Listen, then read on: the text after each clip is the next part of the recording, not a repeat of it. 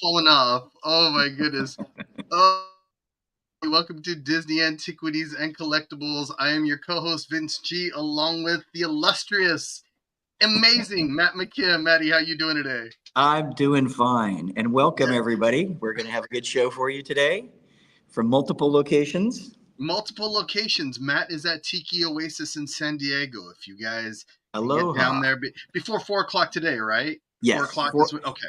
Well, 4 o'clock is actually the end of the sales portion of everything. Okay. They'll have other events in the evening. I think actually they also should have the program in front of me, huh? They're going to have a few things for tomorrow also. There are some people that they'll come in on a Wednesday and they'll stay until Monday. So. Oh, okay.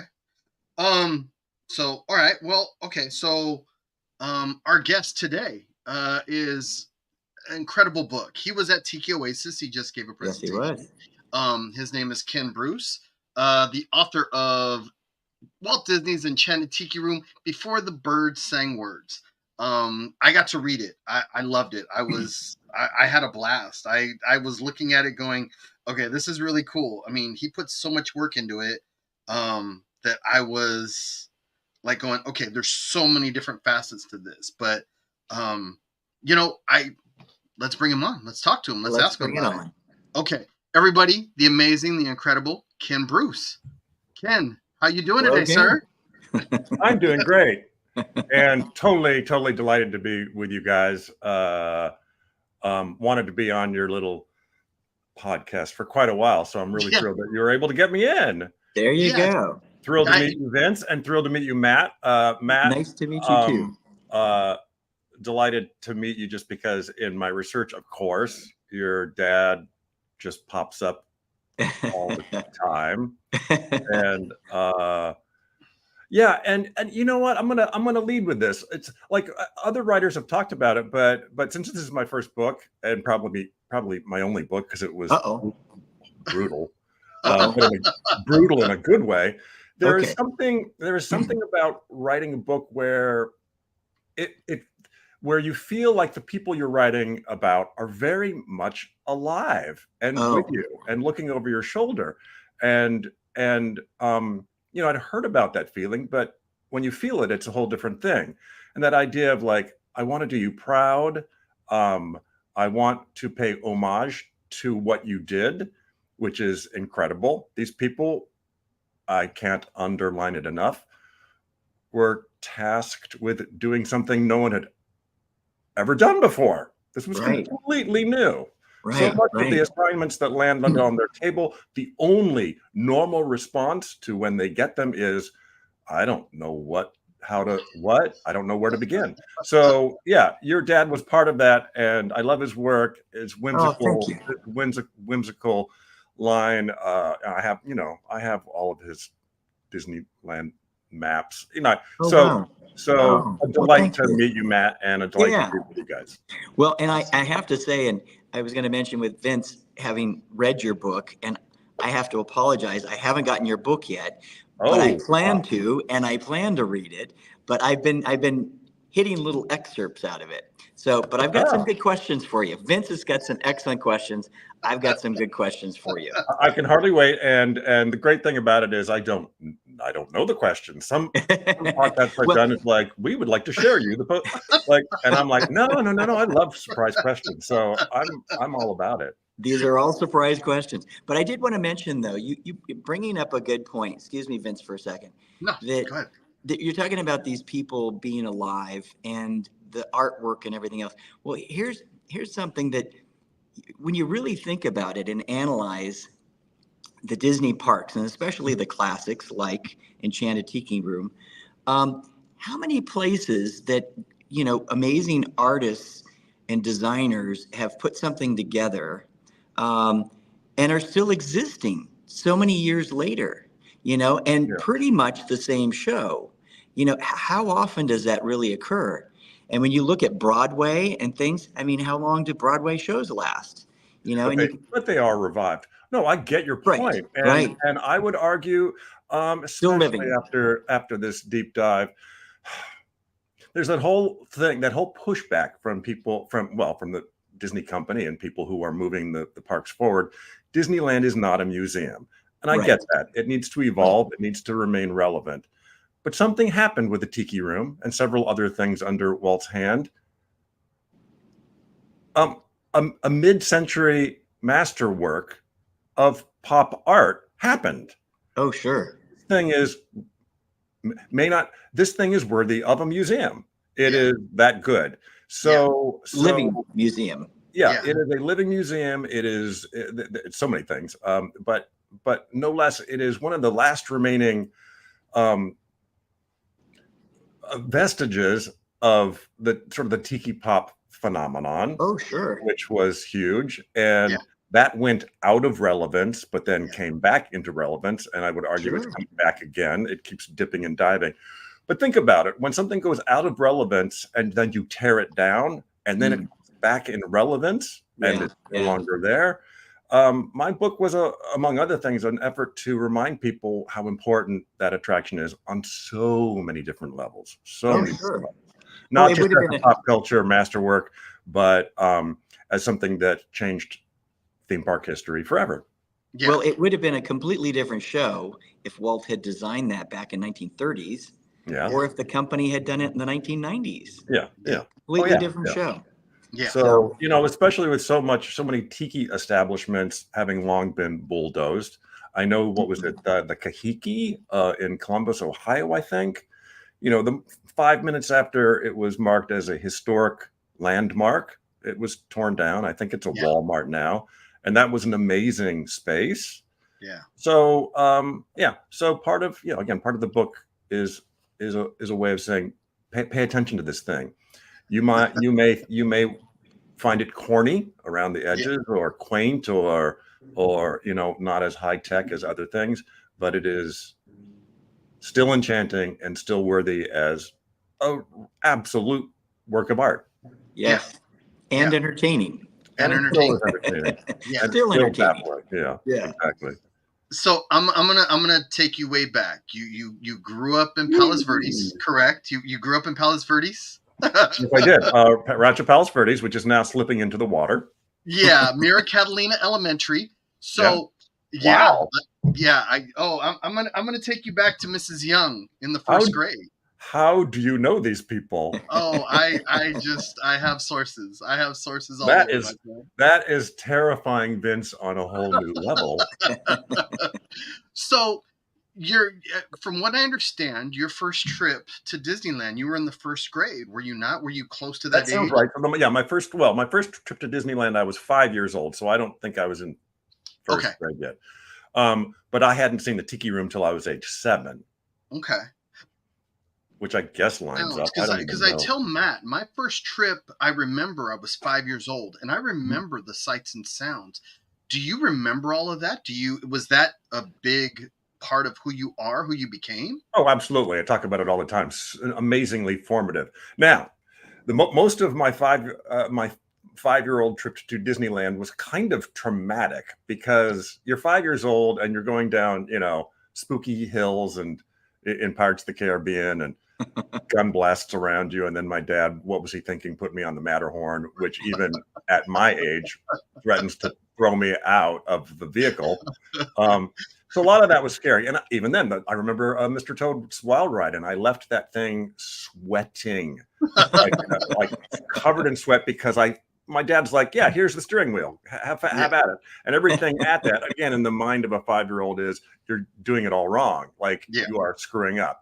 You were supposed to go that way. And it was like, it didn't work. It was like, I swear I was going this way and it took me that way. So anyways, but things like Small World were pageants that I was not familiar with. Yeah. Growing up in Palos Verdes, it's foggy every morning. Yes. I was not taken to the theater. I did not see parades. I did not go to the circus. I wasn't aware of that kind of color and pageantry, but then boom, at 5 years old, it explodes all over me and rewires my, neocortex and does it in such a way that it profoundly influenced me for the rest of my life. And that story is told in my book, not about me, but about Walt, because there are things that happened to him in his childhood or things that he didn't have that all of a sudden he was able to, get peaks of here and there. Yeah. That no doubt put a mark on him and propelled him forward. Yeah. Those, that nerd energy was very much with him, and we wouldn't have Disneyland, we wouldn't have the movies without that kid who didn't always get what he wanted. Yeah. Yeah. The iconography. Yeah. The whole landscape would be completely different. Yeah. Different. Yeah. So things happened that, rewired his brain at a very, very young age that he carried with him all the way through the parks. Yeah. And he had that childlike spark within him his whole life. Yeah. And that's how he was an adult, but yet he had that childhood spark and everything in between. And that's why he was so successful with the park, because kids and adults could enjoy it. Yeah, he had a knack for knowing what was surprising and enchanting and entertaining. Absolutely. And he, like very few showmen, very few incredibly effective showmen had, which is that knack for business. That idea of I'm not doing it to make money. I need to make money because I want to get on to the next thing, but I'm doing it because I can hardly wait to see the faces of the people who are about to, witness what I think I've just done. Yeah. That is what the fire under his hiney was all about. Oh, sure. He had a P.T. Barnum quality to him. P.T. Barnum, and I will also include Steve Jobs in there. Steve Jobs was like, but Steve Jobs was absolutely the guy who was like, I'm doing this because I can hardly wait for people to get a hold of this. This is going to be so exciting. I want to see the looks on their faces. And there are very few who know how to do that thing well. Well, it's putting yourself in other people's shoes. Yeah. And there are people that can't do that. And business people or creative people. Yeah. So he was able to do it.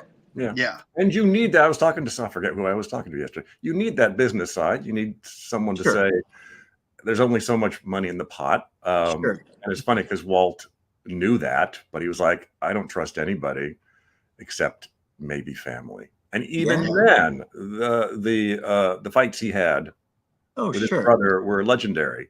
They were necessary. Absolutely. And really, you get some of the best stuff out of people when they're challenged, when they're questioned and challenged. And if it's by finances or actually time frames. And it's amazing what you can I get. lived through this with Pixar. I was at Pixar for a couple of years. And it's very, very clear, rarely spoken about, but I will absolutely, the talent behind those first few Pixar films was through the roof. But what they also had behind them was, we're going to show them. They wanted to show Disney animation that they knew better. And so it was sort of like this friendly competition. And that was a huge factor. So they would spend the time and the effort and the money on getting it right because they had something to prove. Sure. Yeah. And it was easier to do with a smaller group of people too. Yeah, absolutely. And when you look back at the early days of WED, it was a smaller group of people. Mm-hmm. So, and if you talked or heard people talking about what it was like during Walt days, you didn't get stuck in meetings all day long. It was, here's what you need to do, go figure it out and get it done. And off you went. That's all you needed to know. What am I doing? There was a weird dichotomy in the research I did, which is, they didn't have those. No one knew what anybody else was doing. That was Walt's style, take it or leave it. That's just the way things were. And it was a small group, but it was also incredibly frustrating. Now, of course, you can argue on one hand, it worked. Whatever it was, it worked. But it was very frustrating because all they knew,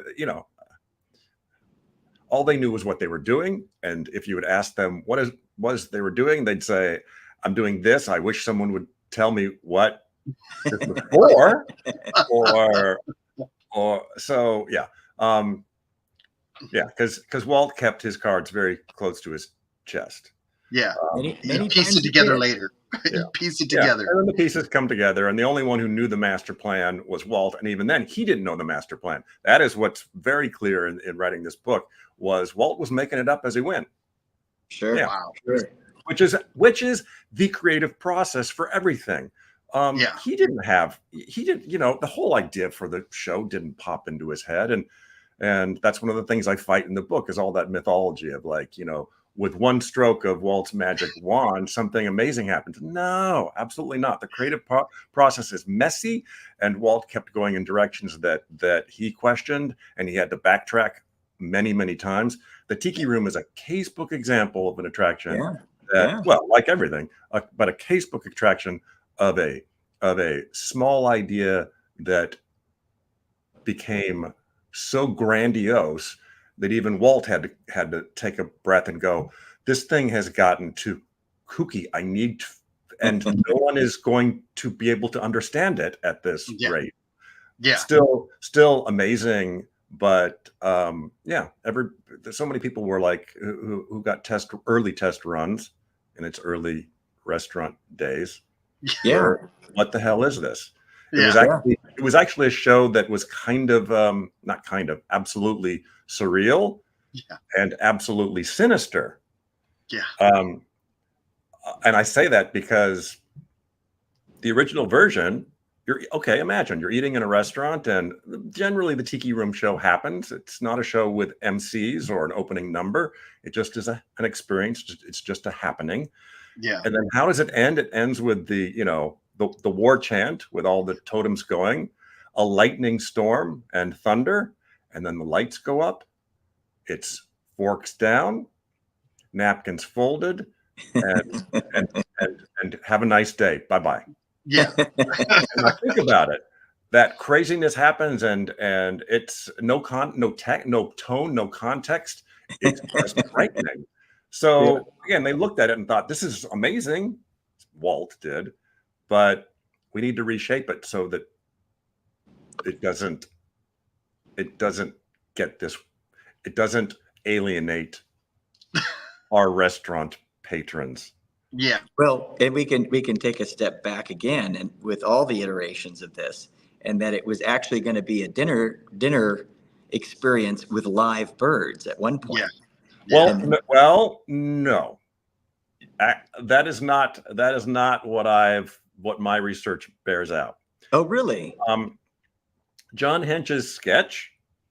Well, your dad, Matt, did a lot of studies of the exterior, and actually one of them was, it was open air, so you would actually be in an open air room and be able to still hear the Royal Tahitians performing down, very comfortable place. But it was all complete happenstance and mistake. So John Hench did a sketch, and he wasn't thinking of anything.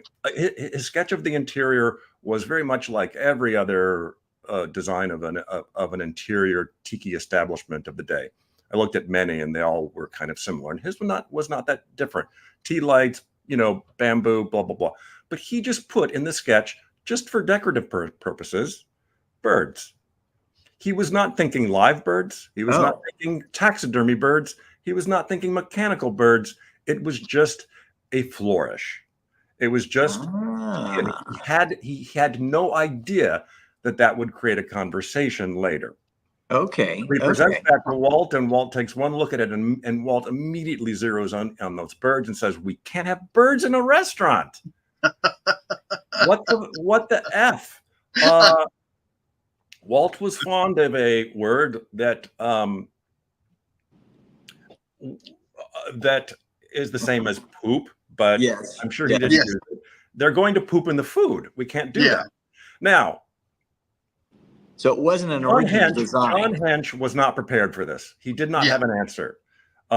He wasn't about to say, "Oh, I just painted them in for fun." So his immediate response is, "Oh, no, they're not real birds. Of course they're not real birds. They're just taxidermied birds." Right. And Walt again jumped at him and said, "We do not do taxidermied anything at the park." Now they had with the Rivers of America.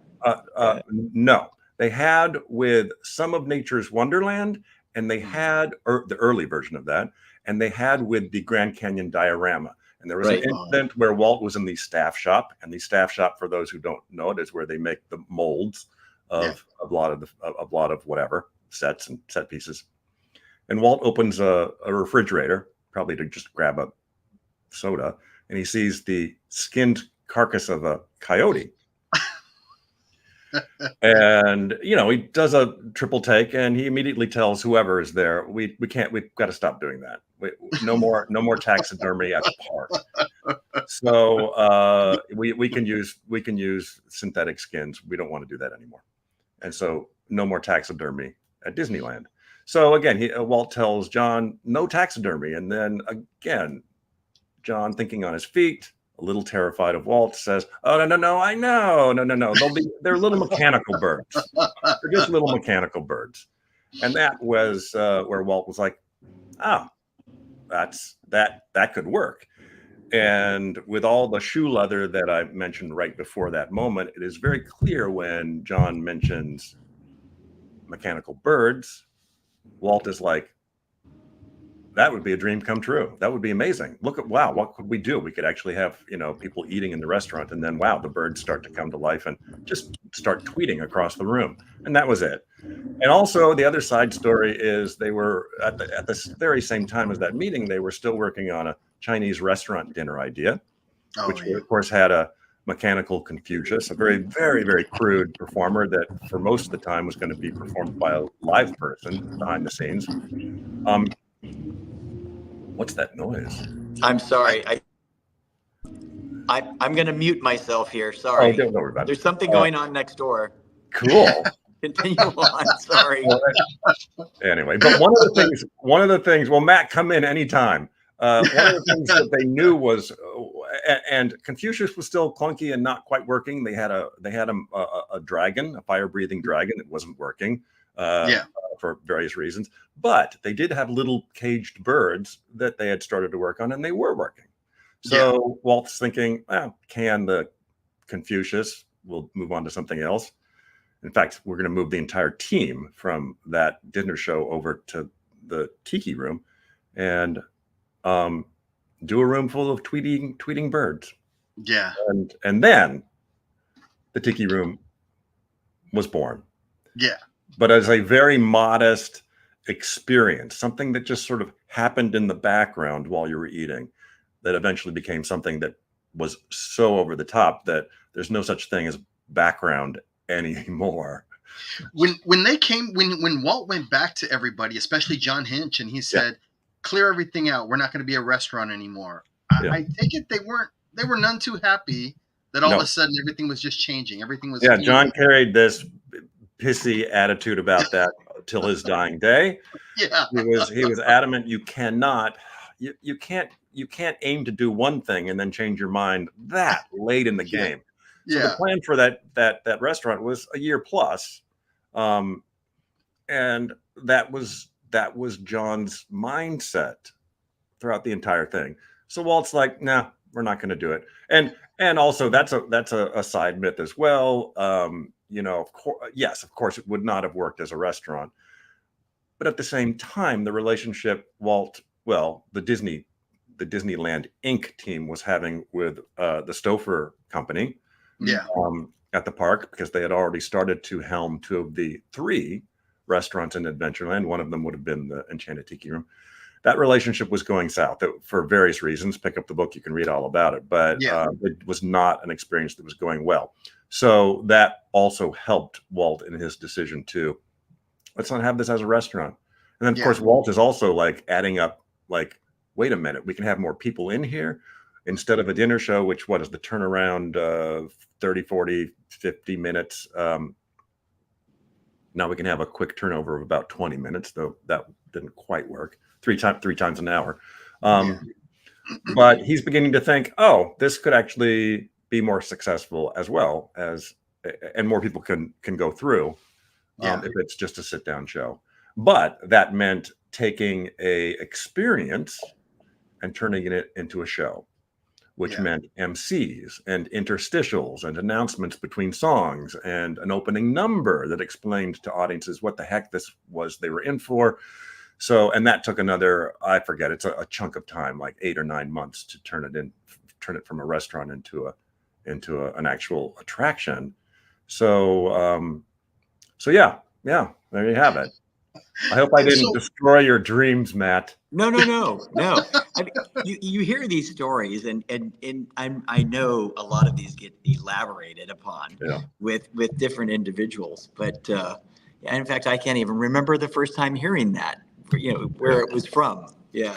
There's tons and tons of mythology out there, and that is what sure. And the mythology is cute, but it annoys me. Because I think the actual story is not as tidy and precious, but it's so much more interesting. And that's what creativity is. It's chaos and messiness, and that's the story I wanted to tell. Yes. So even like, okay, a side note, but I go into the mythology of that has been told so many times. Apparently it's now true, but it's not. Walt buys an antique bird for his wife in New Orleans, and voila, the tiki room is born. No, not at all. It does a lot more to that. It does play a part in the animatronics story for sure, but not necessarily. Its first link is not to the tiki room, but to a project that Walt was doing called Disneylandia. And he just brought it in for fun. He's like, "Hey, you guys, here, look at this. This bird is amazing that I bought back in the 47. Why don't you take it apart and see how they do it?" But his point was, you guys can do it better. Like, this is good. Do it better. And in fact, the first time they did take it apart and use it, they didn't actually. It was for a little 9-inch tall dancing vaudevillian for one of the sets that Walt was working on for his traveling diorama show. Read all about it in the book. But even then, the technology was still clunky. It was still like 17th century cams and rollers. But the point I was going to make is, oh gosh, how the Disney company and the Disney Family Museum as well has fetishized, like, put in amber, one of the benches from Griffith Park, that Walt told a story about. He would say he sat there watching his kids on the merry-go-round and dreamed of a park where he could take his kids. Okay, that is a real story. And Walt sat there on that bench, but he did more work thinking about Disneyland in his shower than on that bench or in his barn than that bench. So why don't they find Walt's, bathroom and put it in a museum? Because that's where he did most of his thinking. And also he was thinking about making a kid-friendly park all the way back to the 1930s, all the way back to Hyperion, all the way back to Snow White. Like, it was just a fun thing that he dreamed about when he didn't even have kids, or when the kids were too young to ride a merry-go-round. So all that mythology is what you trudge through when you write a history book. And there are so many more myths I debunk. The Disney myth machine is all about sort of making magic, selling the idea of magic and dreams and all that stuff that they are supposed to do. So I was going to say, one of the parts of your book that you've talked about was the Thorn Room miniatures. Yes. And Walt was just enthralled with that when he saw. You can easily trace the Thorn Room miniatures to Disneyland and the Tiki Room from there on. And I do it in the book. I would argue that might very well have been the first domino to fall in the long line to Disneyland and certainly the Tiki Room.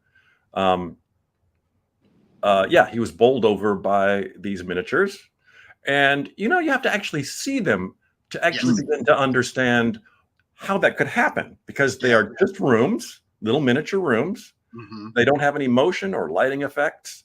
They don't have any narrator talking you through what you're seeing. They're just rooms behind glass. Yeah. And a young Walt would have been 37. Just imagine that, him looking into these rooms. And what is he thinking? Well, first, wow, this is a magic trick beyond magic tricks. But he's also thinking, I could do this. And he's also thinking, why not? Why not effects? Why not about lighting effects? Why not animation? Why not sound effects in the background? Because you don't hear them, but you do. You look into them and you're like, I hear voices around the corner. I swear someone's going to come around the corner of the stairwell. I hear horse hooves out the window. They are incredibly evocative and really, really amazing. And lo and behold, well, from that point on, he's like, I want to do miniatures. So for miniatures, it goes from miniature collecting them to making vignettes, to creating set pieces, to his railroad, which is, we think about it as a railroad, and he loved, of course, his miniature railroad, but it really is a piece of miniature making. And one of his favorite things was the caboose, which if you open the top of it, he made it with his own hands. There's tiny little bunk beds and a police gazette and a little wash basin and that little stove. He was so proud of that stove that he ended up making 100 just to sell, and he sold them covertly without his name. And lo and behold, it's Mrs. Thorne who buys 2 of them. And that is so validating to a Walt that we don't recognize as someone just like the rest of us, as insecure as the rest of us in so many ways. He had something to prove. So the fact that she validated his workmanship was such a gift to Walt. And then propelled him forward. And then what happens? He sees actually a bunch of dioramas, miniature set pieces that are made by one Moise Potvin. And what does he do? He puts actual motion in them and lighting effects. And Walt's like, I have to do this. And I can do it better. Like I'm going to do this better. And that launches the Disneylandia project, which is a project that Walt again does incredibly covertly behind his brother's back, behind the shareholders, behind, like, he's doing it and he's knowing he's not supposed to be doing this because he's stealing people at work who have other things to do and paying them with his own money. So he's doing it all privately for what he can put his name on proudly and say, this is what I did. And this is something that reflects my values and my childhood. And so he would, because he was going to create a series of 24 little vignettes that he would cart around the nation on the backs of, on rail cars. One of the biggest mysteries is how does that Disneylandia diorama project morph into Disneyland? And the answer is it kind of doesn't. It does, but it doesn't. People say, the Disneylandia project was a research effort for Disneyland. It wasn't intended to be. It was intended to be its own thing. But Walt was also working on a little, very intimate little park idea for the studio. And the idea that the idea for it was, lots of tourists want to visit the studio, and Walt was like, they're going to be bored off their heinies. Like, this is not an interesting place to give a tour, but they can still come and they can hang out in this small little park. And the park kept, of course, getting bigger and bigger and bigger. And Walt was invested in it, but not like the Disneylandia project. And the reason he wasn't, I will argue, is because it was attached to the studio. Again, was not really his, believe it or not really his passion. It was run by bankers, and it was making cartoons, and he wasn't interested in cartoons anymore. Hadn't been for some time. But once the park got bigger and he realized he had to build it elsewhere if he was going to build it at all, and then ABC comes in and finances it, now Walt's like, wow, now this thing can be mine. It is not beholden to the studio. It is it can be something that I can continue to create. So Disneylandia, poof, goes away for a lot of different reasons, but probably the main one is, wow, this Disneylandia thing, he can be his own big full scale, his own full scale fantasy land.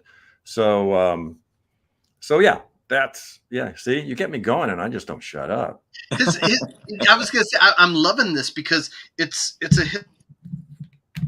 Like you even talked about his daughter Diane.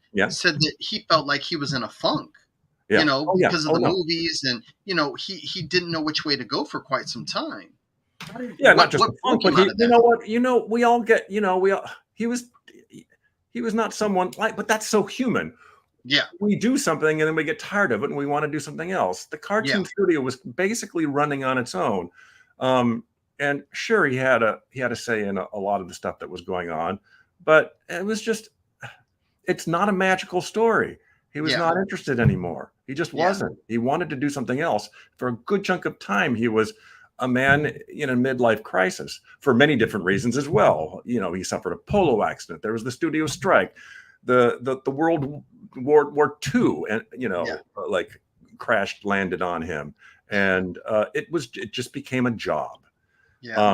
So the miniature thing that he did was a way to just have something else on the side to do, and of course that turned into something completely different. So he was. And then, when the whole Disneyland thing became something he wanted to do, everyone, including his family, were like, Dad's gone crazy. Dad, like, he talks about it so much that it's just, one, annoying, and two, it's not gonna happen. So what are you talking about?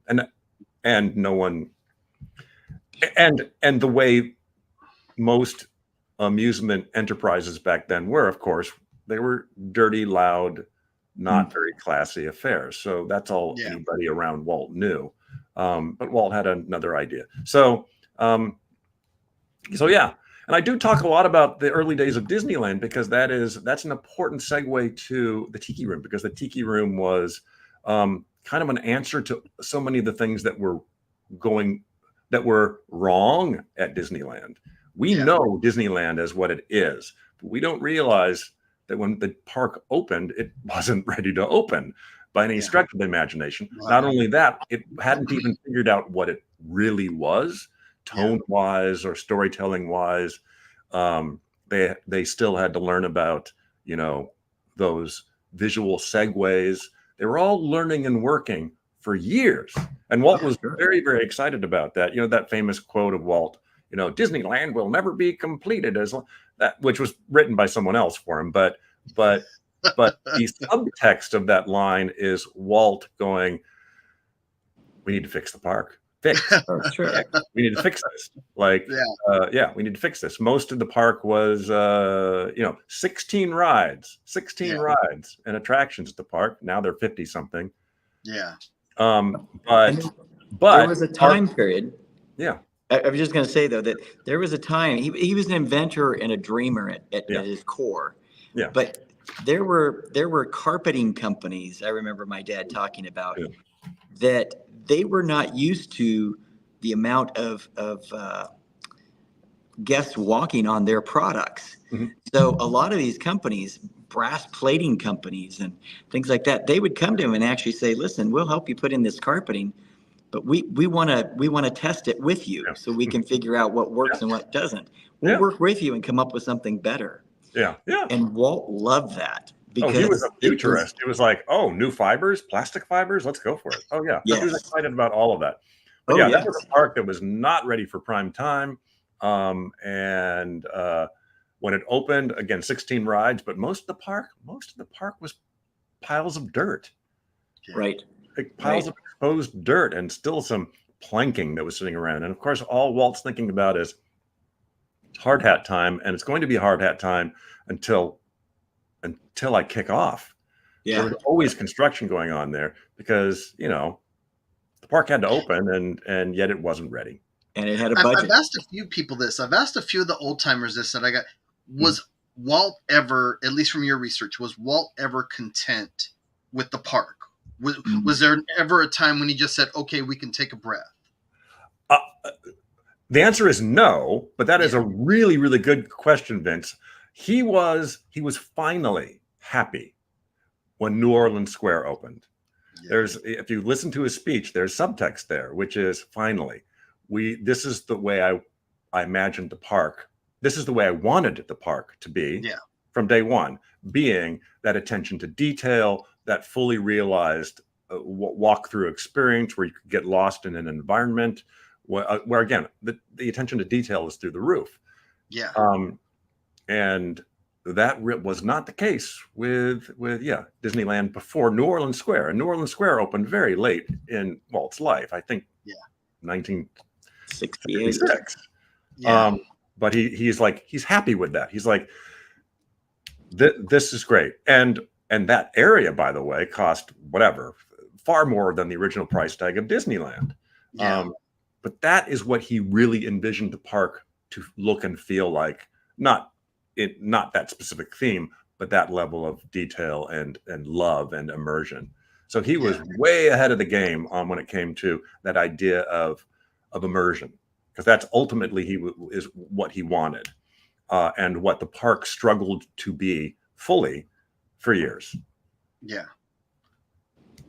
See, and that's, I get the feeling that when he saw Herbie's painting, when he saw his drawing, that was what he envisioned. And because Herbie did that on his own, right? That was something that he conjured up. It wasn't Walt coming to him saying what he wanted. Herbie brought that to him, did he not?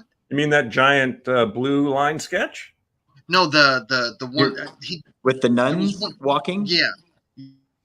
I thought that was actually internal design. Okay. Yeah. I'm not quite familiar with the sketch you're mentioning. It's a painting. Yeah. And there are two nuns that are walking in New Orleans Square. Oh, yeah. Oh, okay. So you're still talking about New Orleans. Yeah. So Walt loved New Orleans and however, he'd seen a New Orleans streetscape at the Railroad Fair in Chicago in whatever, I think it was 47. And that I'm sure gave him an idea. It's like, I'd love to do a land just like that, even better, So he finally got what he had wanted quality wise with New Orleans Square. Yeah. And they were, again, those early days, and Walt was making these mistakes too. Let's have Frontierland on one side, and then there's the Rivers of America. And before it became Tom Sawyer's Island, I think it was Walt and his people were thinking, Walt was like, how about, how about miniatures of old America on the banks of the Rivers of America? You could, if you're on watercraft, you could watch them go by. And that, of course, didn't last too long because it quickly became apparent, like, wait, you've got Frontierland on one side and then a bunch of miniatures on an island on the other side. They were learning as they went. And of course, what ended up there was Tom Sawyer's Island, which is which works visually opposite the Frontierland facades on the other side. Well, Frontierland / New Orleans kind of architecture. So that there's no visual contradictions. That's what John Hench would always call it. That idea of like, you don't want to screw with the eye. You want to like, in the same way you treat movies. You don't want to freak people out with that. And the Tiki Room is a Band-Aid for one of the most egregious visual mess ups in the park history, which was the Pavilion Complex, which was all Victorian gingerbread on the Main Street side, and it's all one building. And then as you walk into Adventureland, that same building becomes thatch and bamboo on the other. And that was because they wanted to do a building that shared one kitchen, yada, yada. But as you were walking for years and years and years across the Adventureland Bridge, you'd see where those roofs collide. And it was not pretty. It didn't make any sense. There were other examples of that throughout the park as well. So Walt's taking his walk every Saturday with his people, and of course he notices that. And of course he Yeah. thinks, what can we do about that? And of Yeah. course the early answers were like, we'll try a tree, and that didn't work and whatever. Well, what is eventually built there? The Tiki Room, and in such a way that it is literally a Band-Aid. And it was a Yeah. Band-Aid building. It was the idea for that building was a Band-Aid. Before it was the Tiki Room. It's like, we need a building there. And we need to position it in just such a way that it makes sense. So, you know, like Matt's dad, you know, for a brief period of time, it was just part of a thing called Polynesian Gardens for a little while. And then it started to slowly morph into just a very quiet, dark room where you could have a drink, not an alcoholic beverage, but you know, maybe some tea. And it was going to be, you know, that was an answer to Lillian Disney, Walt's wife, always wanting her own little tea room. Yeah. They were going to do it elsewhere in the park, but it never happened. Off of Main Street, that never happened. But Walt's thinking, oh, this will be what my wife likes. So it starts intimate, and then it starts to go into another crazy group of directions. But initially, that building was to solve one of those nasty visual messiness. Transitions. Yeah. Exactly. Yeah. When you started, where did the idea for you doing this book, where was that born? When did you say, I'm gonna undertake all this? I want to go down the rabbit hole. When did that all start for you? I had always wanted to read a book on how the Tiki Room came to be. And I'd always wanted it to be not a few pages. I wanted a full bore biography, because I knew it was that important to the history of the park. And I loved the show. How was it made? What's the story of audio animatronics? What's the culture that brings it together? What were these people thinking when they were given the assignment? And it's a long book. It's 300 and whatever pages. Yeah. However, it's an easy read. Like, people say, I've never read a book that fast, which is a huge compliment. So it's always been the book that I'd always wanted to read. So I meet someone by the name of Kevin Kidney at a party at Pixar at Pete Docter's Luau. Pete was the one that set me up with that meeting. He's like, Ken, I know you're a Disney nerd. You have to meet this guy. So I met Kevin Kidney and his partner, Jody. And Kevin Kidney are big names in the sort of Disney consumer products, collectibles market. And their work is stellar. And they actually did some costumes just recently for the new Bear Country Jamboree, which was I was all like ready to hate, but it's not that bad. It's actually really, really nice. I wanted to hate it. I wanted to just light it on fire, but it's actually really nice. So I met Kevin, and it quickly became apparent that Kevin and I are huge Disney nerds, and old school Disney nerds, Walt era park nerds, and that Kevin was a huge, huge fan of the Tiki Room on every level imaginable. And Kevin starts to talk about a collection of ephemera that he had been collecting for quite some time, and that he was thrilled. He would be happy to share it with me, you know, blueprints and whatever, all sorts of documents and things that he was able to dig up. So I'm like, sure. And he said quietly, I don't, you know, it's great, Ken, that you're interested in seeing this. I don't know what interest this would be to anybody else, unless I guess they were to write a book. And that lit me up. It haunted me.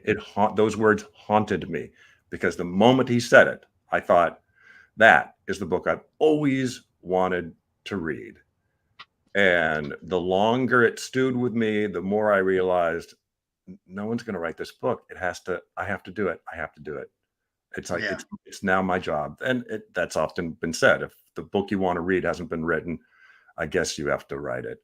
So 10 years of research and 6 years of writing, it's out, and I could not be happier about that. It really is the book that I wanted to read.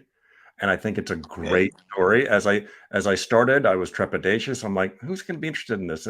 But as I continued to research and write, and Kevin's collection was, you know, the tip of the iceberg. There were so many other private collections and whatever. So much research I had to do. But as I'm writing it, I'm thinking, this really is a good story. This is a bunch of very talented people who are tasked again with doing something absolutely audacious and weird, and they marched forward and solved these problems like good engineers and designers are supposed to. And what they come up with again is absolutely a mid-century masterwork. So yeah, thank you for that question. I don't recommend anybody doing that. It's a lot of work. And also too, those 10 years of just sort of thinking, I can't underline this enough either. I've mentioned it before to others. That was, in a way, that was as hard a period of work as actually writing the book, because it is formulating the story. It's how am I going to tell this story? What am I going to call it? How am I going to craft it? The whole like how to tell this story. Again, I may not have written it, but I'm gathering things and gathering thoughts, and that those 10 years were not wasted. It was still very important time. And my deadline, it's always good to set a deadline. My deadline was the 60th anniversary of the attraction, which I kind of met. Yeah. I was going to say, the way you pieced it together, it came through. And like you said, about 8 hours. I doing things in between, but I read it so fast. Wow. Thank you, Vince. Yeah. I mean, it flowed. And I was sitting there and I'm going through it and I'm like, wow, there's things that no. And so you see all the research you did and put into it. I had to know. I mean, that many years. I mean, that's incredible. That's a testament. My friend Kevin, big fan of the show and the book, and one of the coolest things I heard from anybody is doesn't sound that way on the surface, but it really is. He goes, Ken, I'm 200 and whatever pages into your book, and it's still a restaurant. And I'm thinking, I've done my homework, because I do kind of write it as a story that is unfolding with cliffhangers. Like I know this is going to not be a restaurant, but it's a restaurant, and they're working on it as a restaurant. So I treat it as I treat it like a page turner, like what's going to happen next? Yeah. And that's how it comes across. It really does. Like, I couldn't wait to get to the next page. And for all of you guys that do end up buying his book, you are going to go through this so fast, and Jason Clow, I want to just say, Jason Clow put your webpage up where you can purchase the book, and Ken will sign it for you guys. So again, it's thrown up there. One more question, and I'm sorry, I know Matt's got a few. You able to talk? One more question? I could stay here for the next 3 hours. I was going to say, I know you guys are busy, but I wanted to ask, were you able to talk with the Sherman Brothers about this? No, it's funny, because after the book came out, I met one of the Sherman Brothers, Jeffrey, who was great. But the Sherman, well, Richard especially, both Richard and Robert have written about the Tiki Room, and certainly given interviews. Richard more so, because he loved to tell these stories. And I was very anxious, because one of the things I did was kind of blow apart the story that Richard had been telling the better part of his life, and I felt delighted to be able to disprove him, but also kind of sad, because the story he told was great. Yeah. Which, I mean, you want me to share it, or? Well, yeah. Well, go ahead and give everybody a little bit of what you're talking about, because I know what you're talking about. But it all worked out. Like, Jeffrey was like, no, please. So no. They were the Sherman Brothers were tasked with writing the opening number at the very tail end of the whole creative process for the Tiki Room. That's when it had to go from a restaurant to a show. So they needed to write a number that was, telling people what it was and setting the tone. And if you actually listen to the very first stanza of it, it's all there. They are actually having the characters sing a song about what it is they're about to see. And that is very, very intentional. Tropical Hideaway. It's a show. You've got an audience. It's going to tell jokes. So that audiences don't get freaked out when, it all ends with a thunderstorm and then they're asked to leave. So they're called into the soundstage 3 where it's all mocked up. They hadn't seen it before. They just walked into this tropical place with a bunch of stuffed birds on the wall. And you'd think that by the end of the show, they'd be like, that was amazing. Well, they did think it was amazing, but they also thought, what the hell is going on here? Now, Walt knew, because it was just like, what the F? Again, this is just things that happen. No MCs, no. So Walt just sat back, and I know he had a smile on his face, and it's like, well, what do you think we should do? And he did tell them, I want you to write a number that explains what the hell this is. That is your job. And Larry Clemens was there. He was a story guy over at the park, and he was going to give them jokes. So a lot of the jokes that are in that song or between the song were Larry's eye rollers. Toucan. Yeah. So Walt just sits back and lets them riff, and they're like, well, this needs an MC. We need an MC. How about, do the totems sing a song? Like, do the totems talk and say anything? Or maybe, the parrots. The parrots make sense because parrots talk and can talk in real life. They make sense. We'll turn that guy into an MC. And then they're like, and then Walt stops him and he goes, no, not one MC. We're going to do 4. And one's going to be whatever, Spanish, and one's going to be German, and one's going to be French. And Walt just yammers through it. And they were taken aback. They're like, holy cow. Okay, sure. They sweared to baby Jesus that Walt had just made that up. And Walt hadn't. Just a few days before, Wally Bogue had done a script treatment with 4 MCs. And 4 made sense because it was a quadrant room and they already had the 4 birds and what, yada yada. So Wally/and Walt had already decided on 4 MCs, but Walt didn't tell them that, and that's so typical Walt. That is a story that kept repeating. But Richard, for the rest of his life, was like, "Isn't Walt an amazing genius?" Because he had just come up with that 4 MC. That's what he was saying while he was with us, and that just proves what a genius Walt was. And yeah, Walt was a genius, but it'd been worked out a few days before. It had been worked out already. Yeah.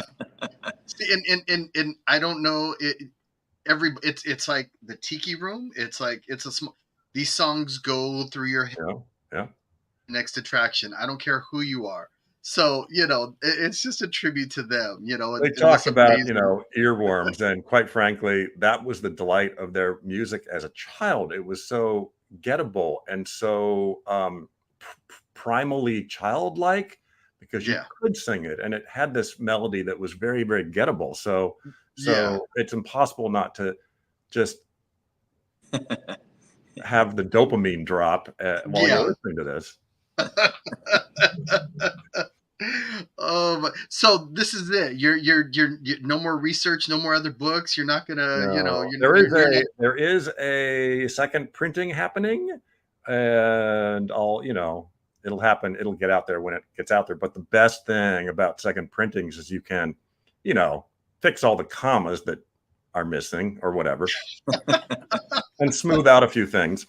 But I was also able to squeeze in some additional stuff that I'd learned from Jeffrey Sherman and some information from Imagineer Tom Morris, who's writing his own book about Imagineering that I had never heard before and was delighted to hear. And great source. Squeeze those into the book. One very powerful link to the Tiki Room that I had not heard before, which I was able to get into the second printing. So this has been a wild journey. I am a very insular, introverty kind of guy. So the standing up in front of people and giving talks and signing books is so not my wheelhouse, but such a delight. And I've been able to meet so many great people. The Wally Bogues family and of course Rowley's family, and to meet with you right now, Matt, is thrilling beyond thrilling. Harriet Burns's family, they've all reached out and been really, really loving and complimentary to the book, which makes me feel good because I'm not necessarily like I'm not whitewashing the hard work that they did. I'm not saying that they had it easy. They didn't. They made mistakes. They went in the wrong direction. So they've just been, but that's the messy part of creativity. You know, that's what you do. You make mistakes. So it's been such a delight. And again, Matt, what a thrill! Like, what a thrill. Well, I'm anxious to get your book and read it. And I'll have to track you down and actually have you sign it to me too. Anytime. I plan to get the book. Where do you live, Matt? I'm up in Valencia. Oh, you're not that far away. Yeah. I'll drive it to you. We'll have dinner. Yeah. You know, I was going to say, we're talking about, because we're going to be at D23. Yeah. And we're hoping Ken shows up because he was going to go to Dusty's Mice Chat. But, you know, he's not sure, you know, because he can't sell the book. But Ken, if you can stop by, we would love to. Yeah. How do I get in? Each of us are going to get together Sunday evening. Terry Hardin Jackson is having a little thing, and I'll tell you off camera. So we can all get together, maybe sit down and have a drink. I would absolutely love that if that works out. Again, I will be down there because I'm talking to someone on Sunday about the book. Okay. I would, but who knows? I'll probably be arriving later in the day. But yeah, I'll probably be there that evening at the very least. Yeah. It'd be fun. Maybe something can be worked out. You know, we could all get together, hang out. I'll wear my ears. I will wear my shag ears. And thank you, Vince. Your questions have been really, really great. No names, but I have been on a handful of podcasts where the enthusiasm was through the roof, but the questions were. Yeah. You get the best questions from Vince, let me tell you. Well, and both of you, because you've read the book. That helps. Well, Ken, I think I have an idea for your next book. Oh dear. But instead of 10 years, I think you're going to need 20 years. Probably. Well, I'm not going to live that long. Have you got 20? Maybe. I think you should do Mansion.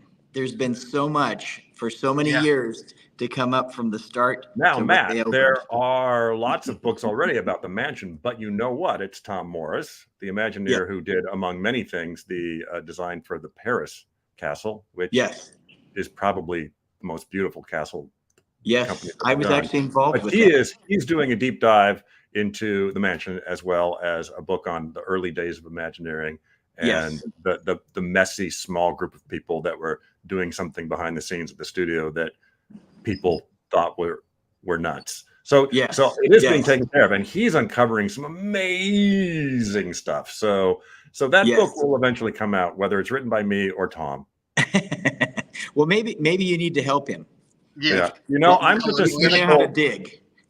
a cynical, horrible person that I was thinking the next book, if I do another book, should actually be on the 5 or so worst attractions Imagineering has ever done, and do it with a giant smile on my face. Yeah. Honesty. I like it. But it is, but in writing about the missteps, it just underlines how great the successes were and why they were successes. Yes. Well, Ken, I thank you so much for your time. I am so grateful. Thank you, Vince. Thank you, Maddie. Thank you. And again, guys, check out his book, Before the Birds Sang Words. His website is right there in the comments. You know, there's an option for him to sign it to you. Please, by all means, it's an incredible book. Most people are buying it on Amazon. If you get it through Amazon, it's not signed, but I do have a website where I will happily sign it and send it your way. No problem. Yeah. Excellent. Thank you, Ken. Hope to see you at D23. Maddie, thank you for joining us. We will see you all next time. Everybody, thank you. Take care, and we will talk to you soon. Have a great week. Bye, everybody. Bye-bye. Thanks, everyone. Thank you.